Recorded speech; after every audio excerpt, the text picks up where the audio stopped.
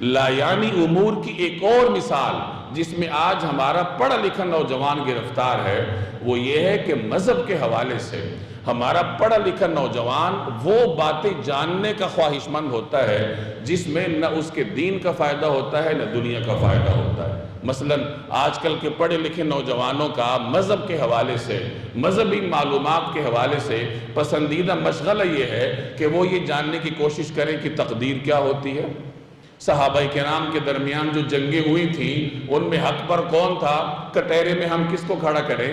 یعنی یہ ہمارے نوجوان کی مشغولیت ہے، یہ اس کی دلچسپیاں ہیں۔ اس میں جہاں نوجوان کی غلطی ہے وہاں بہت سارے بیان کرنے والوں کی بھی غلطی ہوتی ہے۔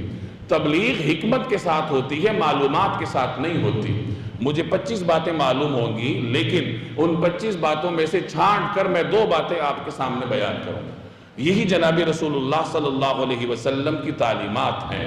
ادعو الی سبیل ربک بالحکمت والموعظۃ الحسنہ، کہ اپنے رب کی طرف بلاؤ، دعوت دو حکمت کے ساتھ۔ اب حکمت کیا ہے؟ حکمت یہ ہے کہ آپ کو معلوم ہو کہ کس وقت کس کے سامنے کیا بات کرنی ہے، مقتضائے حال کے مطابق بات کرنی ہوتی۔ نبی کریم صلی اللہ علیہ وسلم کی تاکیدی تعلیم ہے کہ مخاطب کی ذہنی صلاحیت کو دیکھتے ہوئے اس کے سامنے بات کی جائے۔ اب ایک نوجوان نیا مذہب کی طرف آیا ہے، آپ اس کے سامنے صحابہ کی جنگوں کا حال چھیڑ دیں۔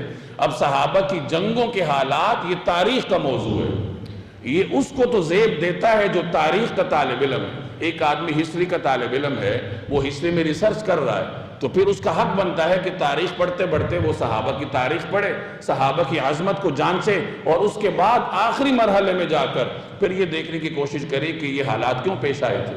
لیکن ایک آدمی تاریخ کا طالب علم نہیں ہے، اسے صحابہ کی تاریخ کا کچھ علم نہیں، صحابہ کی عظمت کو نہیں جانتا، اور وہ اس کے سامنے اگر ہم یہ حالات بیان کرنا شروع کر دیں تو وہ غریب تو انتشار کا شکار ہو جائے گا، وہ تو کام سے جائے گا۔